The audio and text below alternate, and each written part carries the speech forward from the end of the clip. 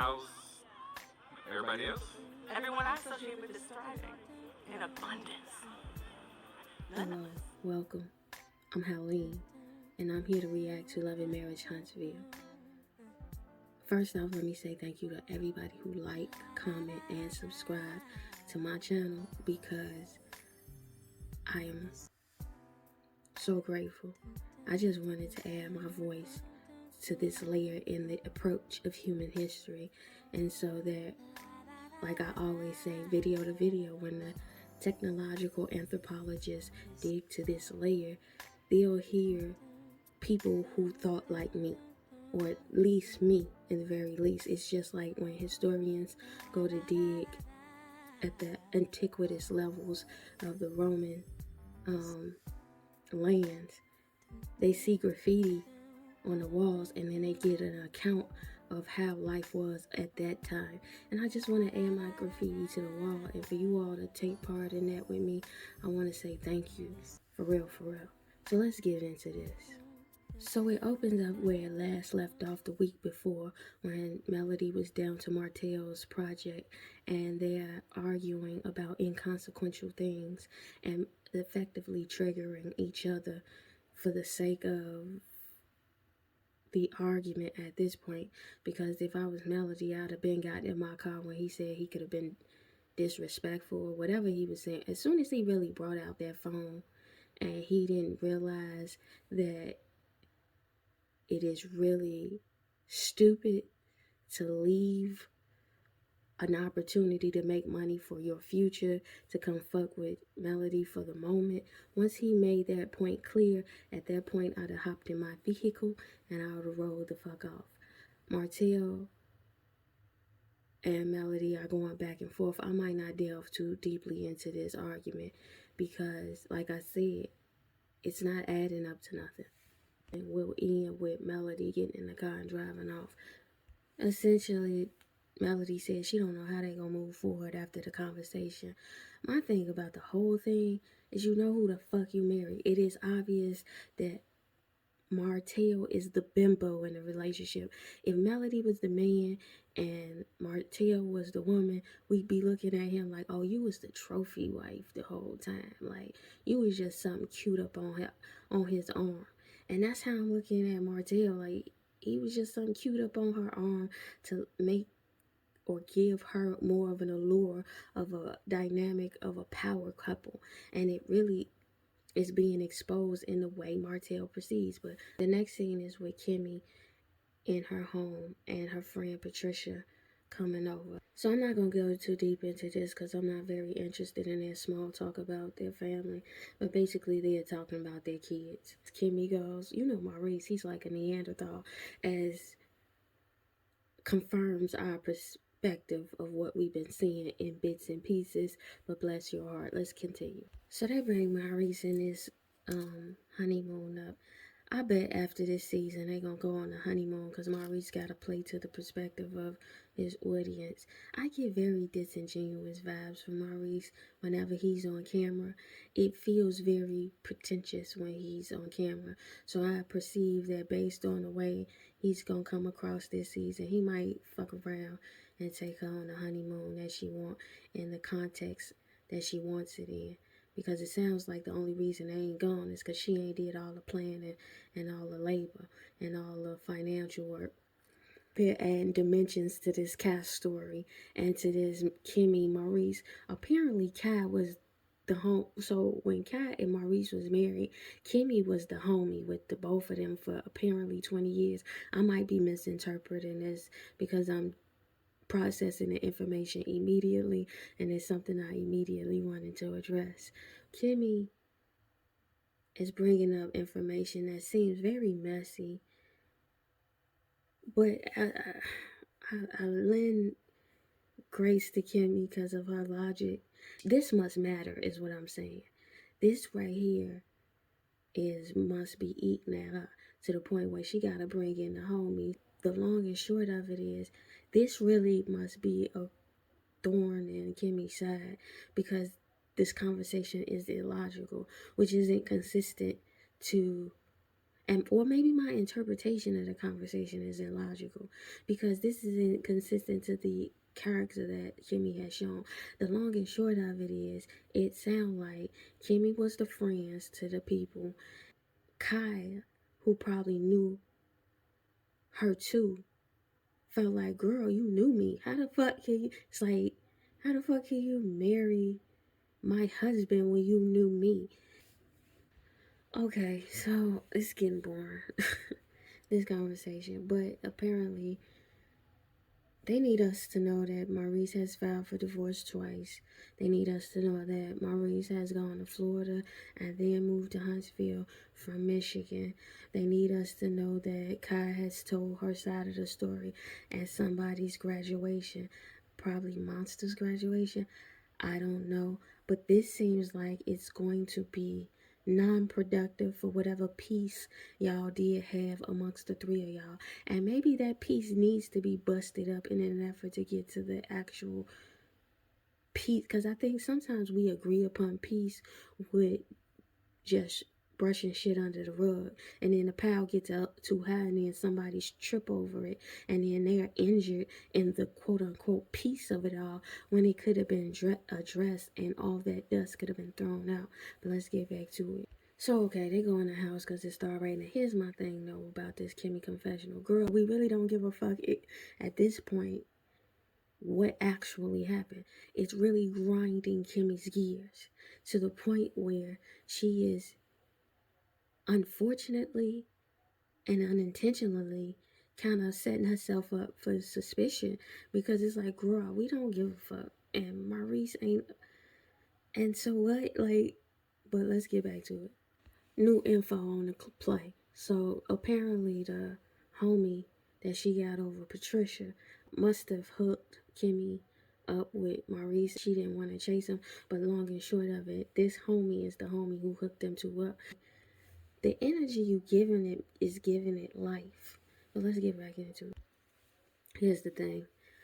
I don't care about what they talking about right now, but what I will say about Kyle, the way it's all framed, whoever Kyle or Kiowa's husband is, Duke, you need an interview or something, because I need to understand. I got questions and I need some answers. It seems like Maurice don't, whatever he makes up in his mind is the thing, and that's the thing for it all. When your wife is most clearly asking you, especially through this desperate attempt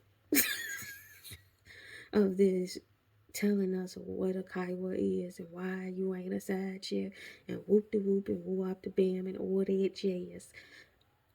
It is very clear that she needs for you to stand up for you, her homie. She say shit and he ain't listening. So how is he supposed to address these rumors or even stand up for you if he ain't even gonna listen to you from the outset, beloved? We still at Kimmy house. This scene looked like a Kimmy dump. Like she is venting. It's sometimes you get in so much stuff with people around you that you can't vent to them, and it seems like she relieved to have somebody to just ugh. So Kimmy just got tripped up in her, I don't want to call it a lie, but basically when this whole scenario, now I'm back to being Tisha is right then, because at the end of the day, when you were asked about it initially, you said you thought nothing about it. Now in this conversation with your friend who has logic mirroring you to some degree, she is now making you say the truth, because she goes, why can't you just send off a text? It's not that big of a deal. That'd have been problem solved off rip. And she go, because I was being petty, which is in contrast to what she said in prior weeks when she said, I ain't think nothing of it. I ain't think it was a big deal. So Tisha was right when she brought it up. You were being petty, and what is the problem? Even though she's explained the problem in this, as far as she's on the outs and Tisha is basically befriending the very people she feels has done her wrong to a degree that is worse than anything Kimmy has done. So she feels a way about that as well. Like, why am I on the outs? But yeah, you being petty, girl. So what I'm getting is Kimmy's feelings is hurt. And the way Tisha is proceeding, which makes me think that Tisha always had this as a plan of, I'm going to be petty, but I'm going to be petty to this degree. And if Kimmy is out pettying me, then I'm going to call her on it. Because if the procedure has been away for so long, this is why, though, when Tisha said the way I'm treating people the way they treat me, cool, I was down like 4 flat tires for that one. That is a true statement. But there should be some preliminary discussion. And what I mean by that is, I was just having this conversation with the homie.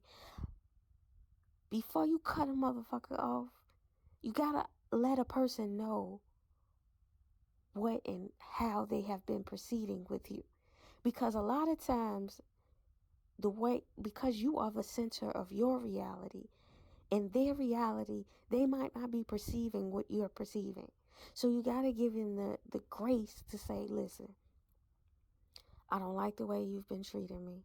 And since we're moving forward in our relationship, from hence on, I want this to this to this to this to this to this. But it seems like Tisha went, since I got back from Las Vegas, I'm going to do something I don't ordinarily do. Seems like Kimmy then takes this extraordinary gesture as an affront, like, oh, this isn't what we usually do. She then replies in a petty way by not even responding to what it is. Then when Tisha comes down to the homies and then blasts the business in front of the homies, Kimmy then becomes petty and like they both was, this whole thing is fucking petty. This is scientifically petty at this point, and they both operating from the perspective of not trusting one another. They don't really fuck with one another, but in their overtures towards projecting as if they were trying to make things right, what ends up happening is what they are doing isn't consistent with what they are feeling. But let's get back to it. This friend Kimmy got need to be on the show. This the first person that came on this show that I was like, girl, yeah, girl, that's logical. It's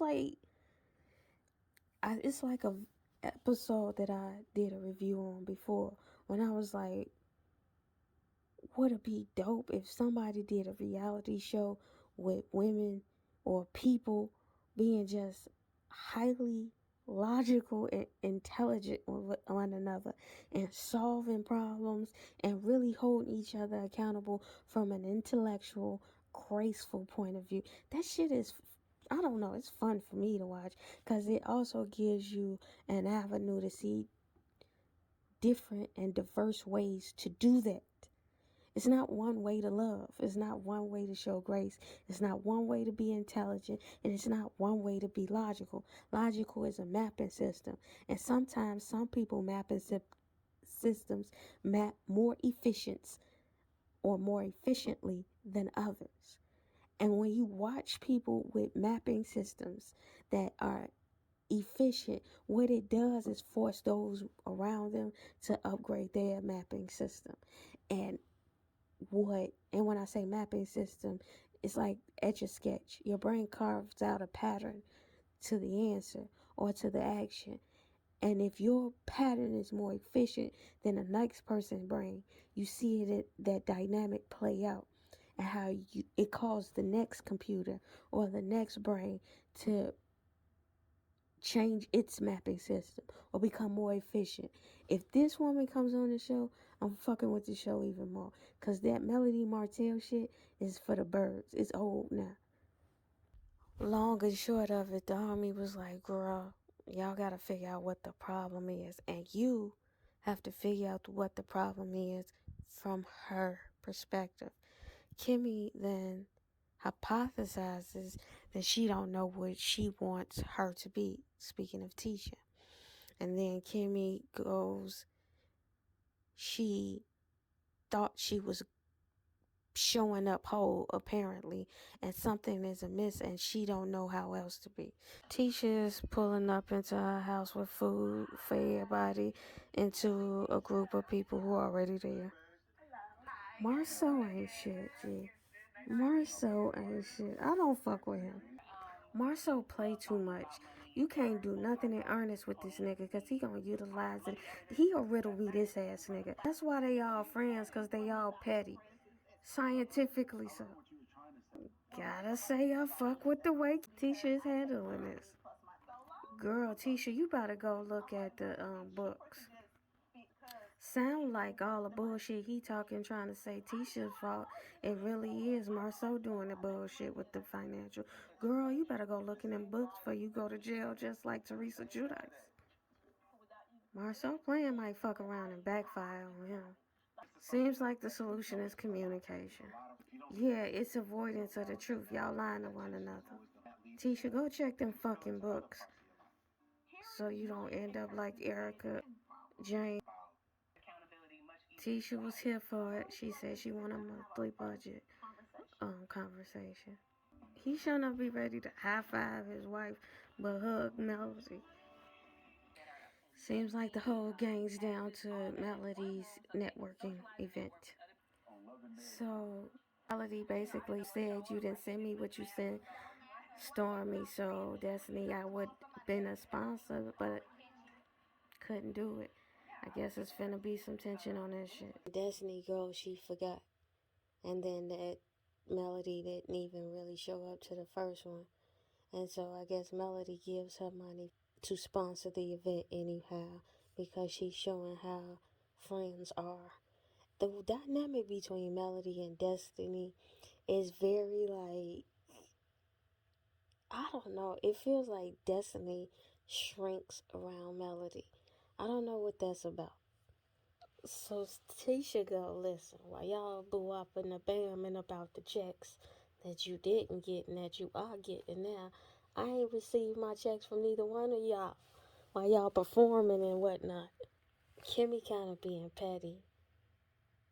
I don't know if I can blame her or not. I don't know where I am on the sentiment of this, but essentially, while Tisha telling Melody and Destiny, I ain't getting no checks from y'all, Kimmy go, listen, did you get our check? And you can tell Tisha like, damn. So Tisha go, yeah, I got y'all check from you. I was gonna say something. I was gonna give you y'all flowers, but then Kimmy go, what's worse, getting a text back or getting the actual check? Bless your heart, Kimmy. They splitting hairs about this shit. This shit is getting petty, cause this shouldn't even have been a conversation. I'm gonna have to again agree with Tisha. The same thing she said for Kimmy, Kimmy said for Tisha concerning Melody. Like, y'all got all this grace mutually for Melody, and Melody has been a Tasmanian devil on that ass to the both of you, but somehow y'all can extend grace to her but can't extend it to one another. So Tisha basically says this in her confessional towards Kimmy. Here's the thing about that is, I think y'all take each other for granted. Is this Stormy friend the friend that gave her a space to go down there and film the video? So Tisha and Tiffany go to the side to talk. Tisha's having the same discussion with Tiffany as Destiny's had back some episodes ago. Like, girl, we know all, you know all our dirt. What's your dirt? And she discussed her being a cheater. I'm with Tisha. Nothing before marriage counts. What are you talking about, girl? I don't know. I'm kind of with Tisha. So Destiny is giving away gifts, and she giving a resort getaway to Kimmy for somebody who needs a honeymoon. Like, we could put this ulterior motives to bed. You said it enough. I'm kind of with Destiny G. She using this platform to sell her tours and her brand and whoop the whoops. Bless your hearts. I'm sorry, but this hype hair cover is, I don't know. It's anti Nat Cole, I guess. It's forgettable. Kimmy and Maurice at a hotel per Maurice surprise. They are branding the shit out of everything on this episode. Chocolate in a bottle that been mentioned like 5 times. Kimmy go, everybody go to Dr. Francis. Goodness.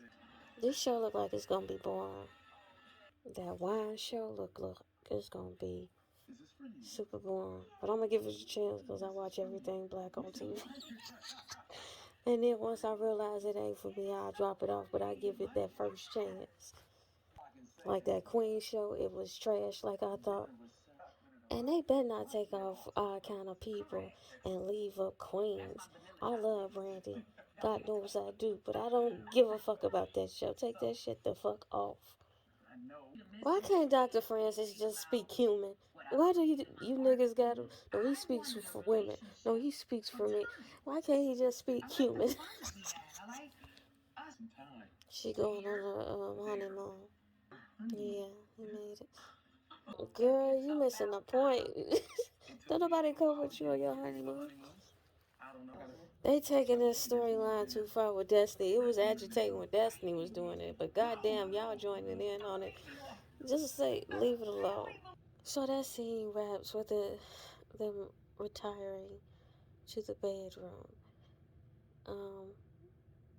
Yeah, this was a cute episode of Love and Marriage Huntsville. My attention was distracted by the fight. Shout out to Bud Crawford. Errol Spence better stop ducking that nigga. He is that nigga. Bud Crawford, bless your heart. Anyway, to the ethos, tell the future I said so.